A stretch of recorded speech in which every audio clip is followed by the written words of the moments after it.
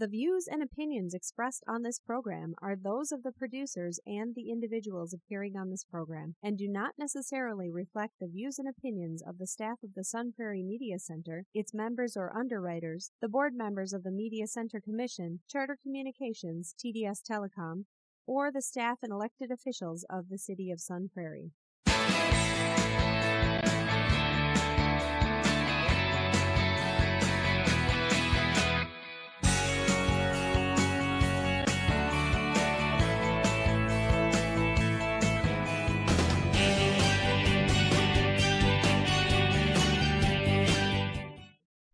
Hello there, and welcome to Real Reviews. My name is Jameson Rabbit, and the man seated next to me loves putting his tongue on batteries.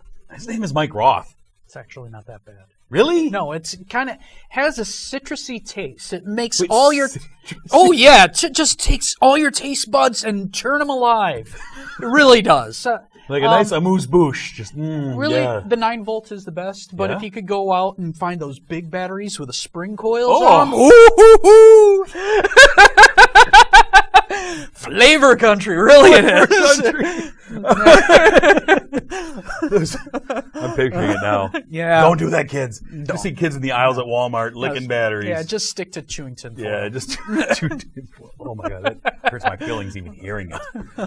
So this week, we have a few movies on the marquee. One of them, Mike was lucky enough to see without me. I'm going to let you start. What do we have first, sir? Well, we have Superfly. This is a remake of the 1970-something movie. Classic. I never saw this movie, but I hear the plots are not really the same. In this one, we have Trevor Jackson. He plays young blood priest. He is everything cool. He could walk into a room full of guns where people owe him money, and they're pointing the guns at him, and he just talks about how they're kids and how they need to put that stuff down and all this other stuff, and everybody's just like, yeah, I'm putting down my gun, and I'm going to give you my, 6-digit car. Here, man, you're cool. I love you. All right, sweet. So this is kind of his life everywhere. Women love him. He has millions of dollars. He's wearing at least 6 digits of worth of clothing on him at all times. He's extremely handsome, extremely cool. He's the leader of the streets. You falling for this guy? Everybody else in this movie did. But he needs out. And he needs out because the Snow Patrol, which is not even a rival gang, I don't even know. They're not even that great of a band either. No, I believe you said they were great. I heard you say that once. But anyhow, I don't even know why this extra gang is having a problem with them, because it doesn't seem like they're a rival gang. But there's one guy who just had a little bit of beef at him, got a little too drunk, and tried to shoot Priest. Try shooting Superfly? Superfly is Superfly. He also knows karate really good. Of course he does. And he was able to take down all these gang members, one with a gun, but he wasn't looking. And even though he was able to deflect the gun, and the bullet zipped past him, and hit an innocent bystander. My God. I didn't mention, Superfly is actually a sleazy drug lord. Or at least he sells cocaine. I don't know. He walks around. He's around cocaine. He's around cocaine a lot. I really don't know what his position is. He receives money for it. But he is not the kingpin boss. Okay. Because that is played by Michael Kenneth Williams. He plays Scatter, who is also not only his boss, but his sensei in karate. Of course he is. So what we have is he needs to get out. And even though he has millions of dollars and 2 girlfriends that are actually doing pretty well in their field too, he needs one last score so he can make a couple more $1 million, I guess. Yeah. Undercut his sensei and boss, which ticks him off. There's a drive-by that involved the guy with the Snow Patrol, so they're upset with him. This is intense. It's super intense, and everybody does it with lots and lots of money. There is not a poor gang member in this entire movie. And that's another thing you don't see in this entire movie. There is not one decent person in this entire movie. Everybody is a complete sleazeball. You're supposed to kind of believe Priest is the good guy, but he is a drug dealer. Right. And he undercuts his boss. And This is directed by Director X. He got his start in MTV Wait. videos. One more time. Director X. Director X. Yes. Gotcha. Kind of like Malcolm X, but yeah. Both probably on the same par. No. This is nothing but. I believe it's nothing but a blaxploitation film. This is not true to life. This glamorizes, over glamorizes a gangster lifestyle. Tries to make it seem really cool, and actually, in a way, it does succeed. It's just like a MTV video where they're popping caps all over the place, and it's very misogynistic, where women are treated as objects and nothing but something that you use. Yeah. That's pretty much what Superfly is throughout the whole movie, which is a shame.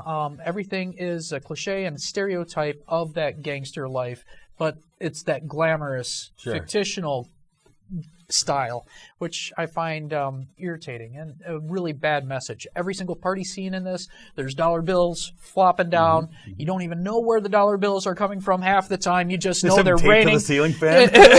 Probably. There's a guy with one of those T-shirt cannons with dollar bills. Just there's always at least 3 strippers, and everybody.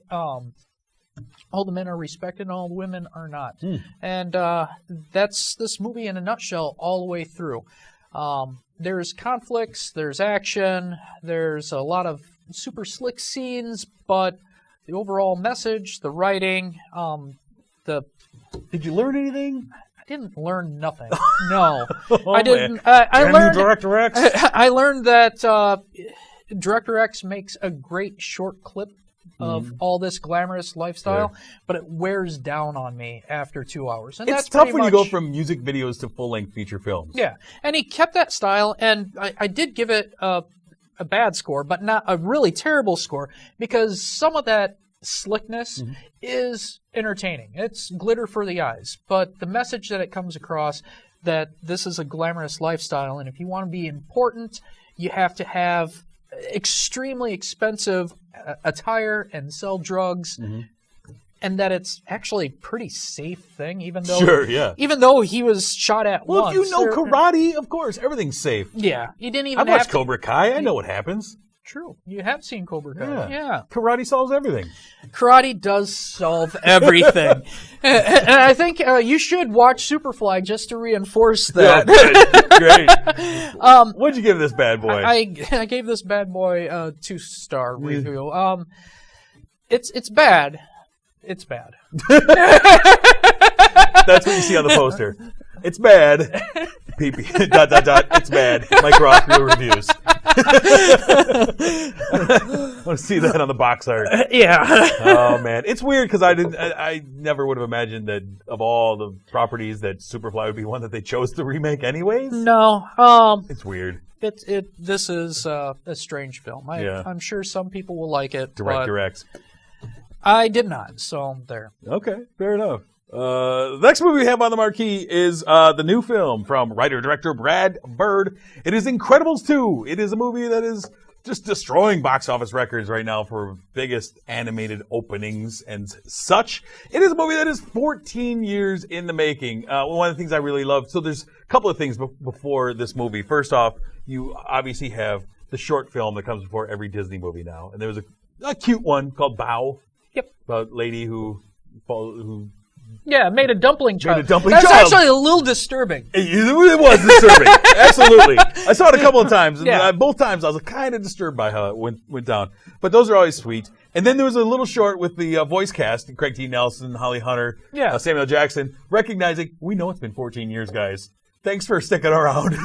We've had some things going on. But this, despite it being 14 years, the movie opens right on the heels of the events of the first movie.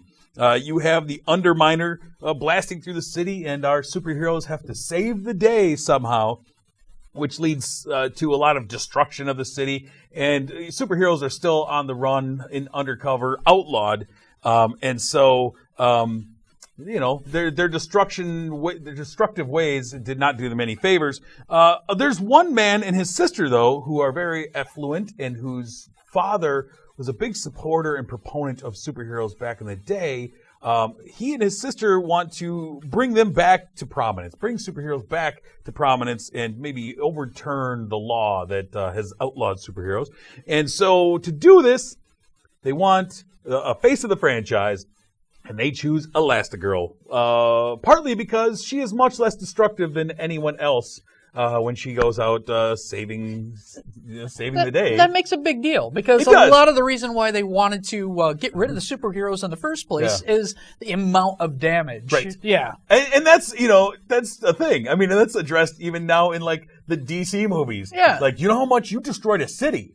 Sorry, Superman. We're not a fan of you right now. I remember complaining about that with earlier movies, like Spider-Man. When it's never recognized? It's like thousands of people die. Every Transformers movie. You took down the bad guy, yeah. but you destroyed a city and killed thousands. Thousands! But at least that robot's dead now. that punch was real clean! Right. But so that's part of it is like, okay, Elastigirl, she's much safer in the way she saves things, which leads Mr. Incredible to be a stay-at-home dad with the kids. He has to learn how to help Jack.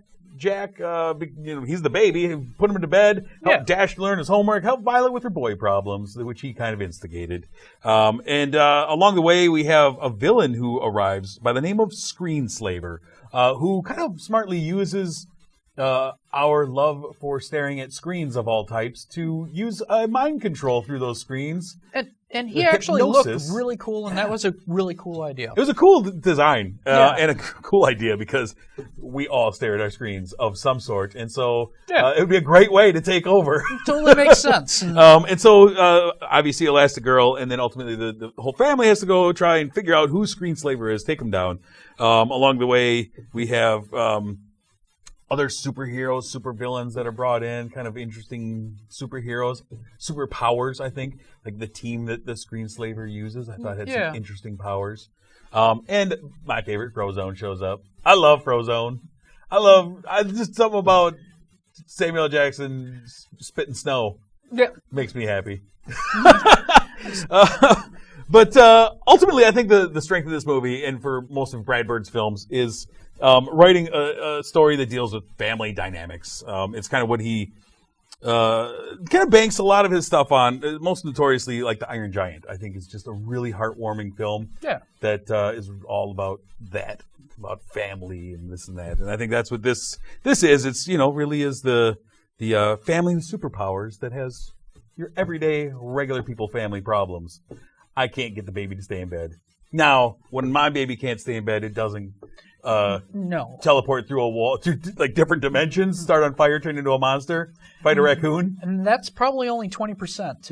Right? Yeah. It also had that. Jack has great powers. That's one of the things I love about this is through the whole movie, it's like everyone's learning slowly but surely. Yeah. Jack has powers? Yeah. To where it's like an hour 20 in, and Elastigirl's just finding out that Jack has powers. And he's still popping them out. A good 6 or 7, like major ones, not like minor ones. Like I can control milk, like major ones. Like I'm jumping into different dimensions.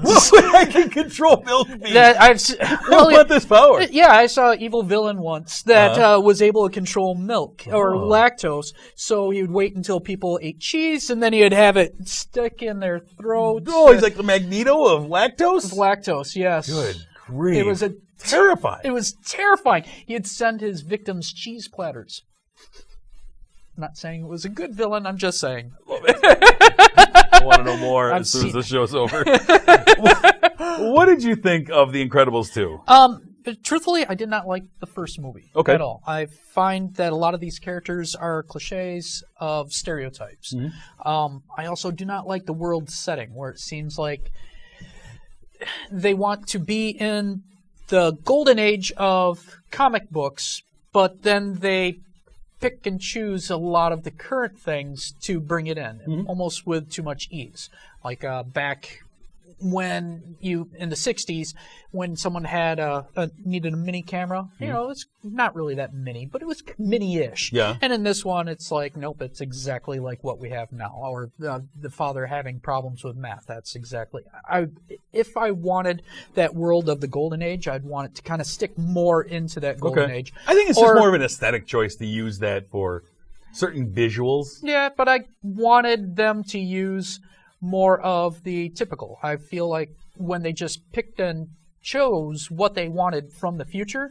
It just made it easy writing for them instead of something a little bit more deeper, complicated, or creative. And that's what I wanted out of this movie, is something a little bit more. But I felt like a lot of these things were just things that I've already saw in the past.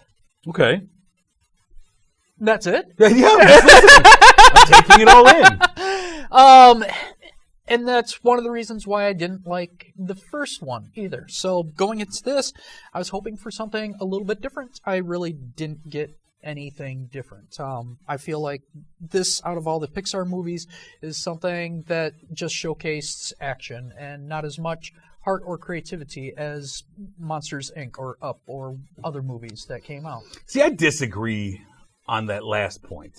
I think that this movie, I think the strength of Incredibles, and if you don't like how the first one was set up, you're not going to like this one, because it is very similar. And I think that's what I love about it, because Incredibles is one of my, it's there with the Toy Story movies, is my favorite Pixar movies. Mm-hmm. And so I think we're going to disagree on that. But I think that the strength of this movie is the family dynamic and how it's written as a family that just happens to have powers. But they're still the same family as my family or your family. They still have all the same issues. Just their issues are magnified because of what they're capable of and what they're expected to do. But they still have, I love things like just the history between them and other superheroes, and how Frozone is part of the family, and he's like an uncle who also can throw snow out of his hands. And how Mr. Incredible, despite being a guy who can just punch through anything, really has a hard time understanding new math, and he wants to be there for him. And I like the dynamic of letting the woman go out into the world and be the bread earner, and not having the stereotypical dad has to go out and do it all, save the day. Dad's got to try and save the day from a different perspective. I like all that. I think that the strength of these movies is the family dynamic, and that the action kind of takes place around that. Mm-hmm. And so I think we just disagree on how we see these films, because I think that's Brad Bird's strength as a filmmaker overall. And I think it carries through in this, and Batteries Not Included, Iron Giant, so many of his films. I think that's the heart of everything that he does. I mean, obviously it's not, Up is a whole different level of movie. I mean, a movie like Up and Inside Out, those are focused on essentially all of just family heart, pulling heartstrings. This movie's not trying to pull heartstrings. No. That's just not the concept of this movie. But I loved it. I was actually, it exceeded my expectations. So, now, the first one, it was probably, I mean, like I said, it's there with Toy Story. Like 1 and 1A is my favorite Pixar movies. Yeah. And Wall-E. Yeah. And Wall-E is also a fantastic movie. I can't choose. That makes but you it's really... up there. But it's up there. This is in among my favorite of all time. And Pixar has not had a great track record outside of Toy Story with sequels. I think most of the Pixar sequels have been really rough. Yeah. And so that kind of scared me because of that. And I was really pleasantly surprised by it. I was glad to be back in this universe with this cast, with this family.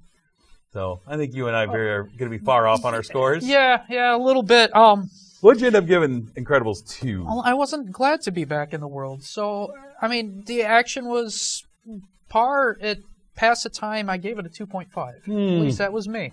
Yeah. I'm sure your score is probably really close. Yeah. I gave it a 4.5. Now, I gave the first one a 5-star. I gave this one 4.5. Yeah. I love this movie. I went and saw it a couple times, took the family. Everyone loved it. That was cool. It was like the first movie. I couldn't even remember the last time I took the entire family, and everyone wanted to go to the movie. Mm-hmm. Not just, okay, Dad, we'll go with you because you're telling us to, but that everyone was happy afterwards. I like that a lot. And nobody had a seizure, so that was good. Besides the gratuitous sex and violence in Superfly, I mean, I think you should have took them to that. Well, I didn't know Director X was a part of it. If you would have told me that before, I would have dragged them to that. Yeah, Director X is the man. Yeah, he's not like Professor X. He's better. So many X's. Professor X, Terminator X. There's so many great X's out there. Okay, the next movie we have on the marquee, sir. What do you have for us? I almost forgot about this. There's one more. We got Tag, based on a true life story of a bunch of friends who, for 1 month every year, kind of get together and play a game of tag. And I say kind of get together because there is one particular player who has never been tagged. Never? In 30 years? Never. Never has been tagged. And the rumor is, he is going to retire right after his wedding. This is also the friend that has been kind of on the outside. And one of the things I liked about this movie is it's extremely funny. It is a funny movie. You have Ed Helm, John Hamm, Jake Johnson, Jeremy Renner. Hannibal Buress, yeah. Jeremy Renner. These guys together, actually really hilarious. Yeah. So they have good chemistry together. I think without derailing you, I think the strength is all of these guys have a different style of humor. Yeah. And so they mesh well. Nobody's going for the same joke. They all have a very different style of humor, which is cool. Well, except for Jeremy Renner. I don't think... Yeah. He is not a funny man, but he does action really well. He was great in Senior Trip. He was Dags in Senior Trip. No way, he was! That's Dags. Oh, my gosh. You know what? That's this movie I can't see because I don't have a modern copy. Oh, I'll get you one. I got one in my house. It's not on. It's on DVD. It has to be on DVD. National Lampoon Senior Trip. Oh, I love that starring movie. Jeremy Renner. Anyways, continue. Well, now I'm kind of flabbergasted. D'Agostino. I just wow. Max Headroom is his principal. Yep, Max Headroom. Yep. There you go. By the way, see that movie. It's a great movie if you can find it. That might be a throwback coming up for some reason. We came up with a bunch of throwbacks today, but so these guys get together and it's a whole mesh of watching these guys try to get away from each other and nearly kill each other. Actually, Jeremy Renner almost killed himself trying to on set. Second day of filming. Doing a stunt where he's standing on, if you see the movie, there's a scene where he climbs up a stack of chairs in a church and then rides them down to the ground. The first take they did it, he missed, the chairs didn't come down right, he landed on his arms, broke both arms. So there's a good chunk of this movie, he's in green casts, CGI arms. Now, You cannot find it in there, though. I looked for it the entire time. I couldn't find the CGI arms. Besides this movie being funny, I suggest people go out and see this because, really, I couldn't tell either. This is the Forrest Gump, Dan has no legs type. This is better than that. I mean, really. His arms are moving constantly. What's interesting to me is I'm sure when they started making this movie, they didn't think they'd have to have such a massive CGI budget. No, definitely not. Suddenly we got to put arms on this guy? Oh, man, the budget just went up.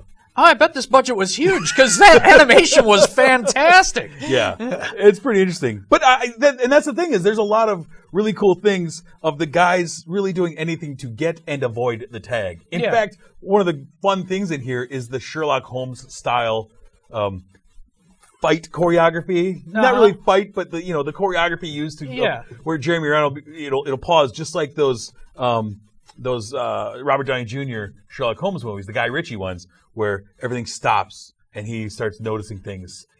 Pencil in the left pocket. He's coming from the right. Look at blah blah, and just breaking down a scene in slow motion, and then it all happens, and crazy.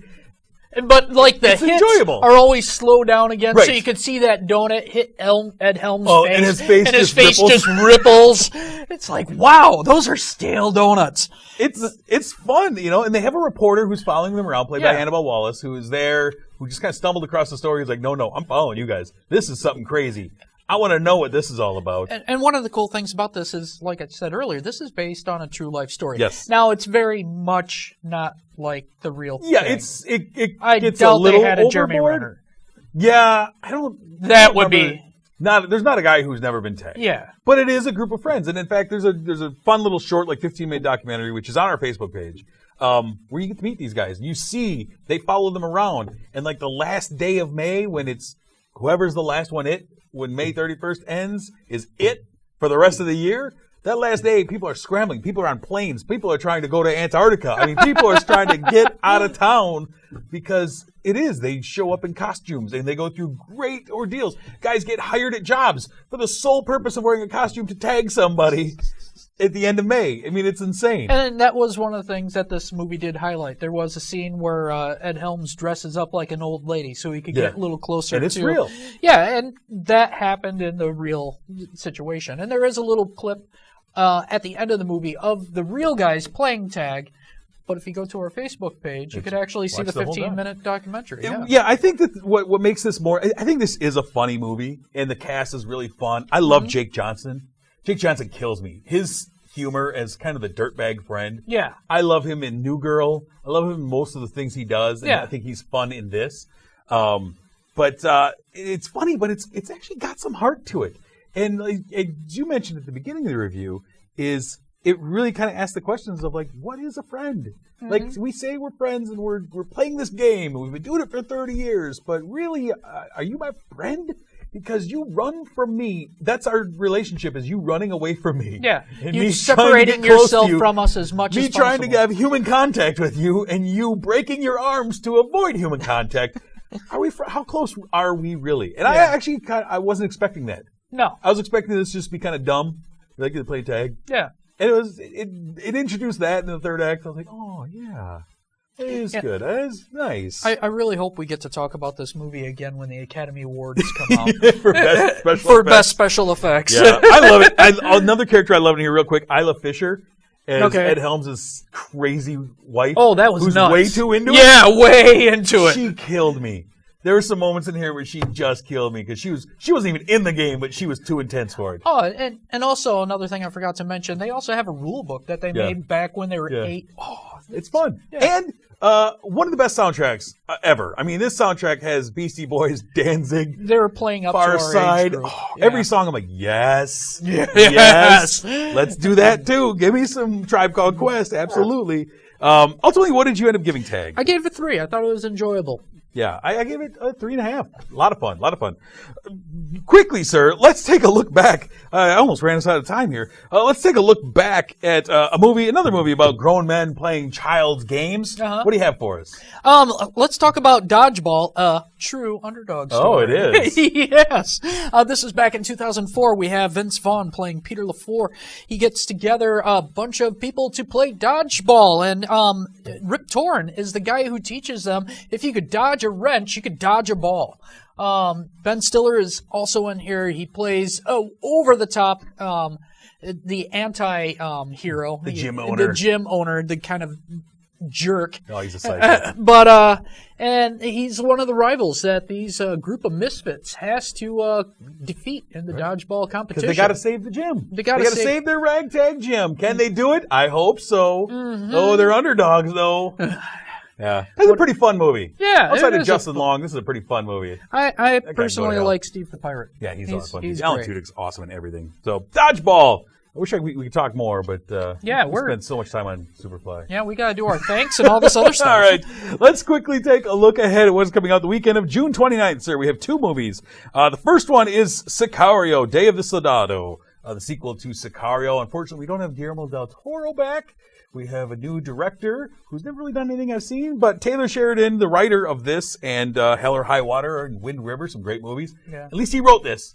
So let's hope it doesn't get screwed up. I think it was the direction that really made it's tough to beat. Awesome. I mean, Guillermo's got, he's got an Oscar. He's got some chops. So, yeah. And the other movie is Uncle Drew, based off the character that Kyrie Irving does for your little videos of an old man who loves putting together teams and playing basketball with some old NBA players. I really don't like elderly jokes. I really don't. You're going to get a lot of it. A lot of Metal Alert bracelet jokes for sure. Okay, before we leave you, we want to thank our sponsor, The Palace here in Sun Prairie. Thank you, Marcus Theaters. Thank you for sponsoring the show. We do appreciate it. We love your sponsorship. Yeah. And we love recommending people to go see shows at The Palace. Grab a Solo Burger. Solo Burger. Next week, we're going to have a few things for sir. We're going to have Jurassic World Fallen Kingdom. We're also going to have the Mr. Rogers documentary, Won't You Be My Neighbor? Looking forward to that. And we're also, because it is the end of June, we are going to look back and talk about our best movies of the first half of this year. Yeah. That should be a lot of fun. Yeah. I'm excited for that. So until next week, though, when we're talking about all that, my name is Jameson. I'm Mike Roth. Thanks for watching.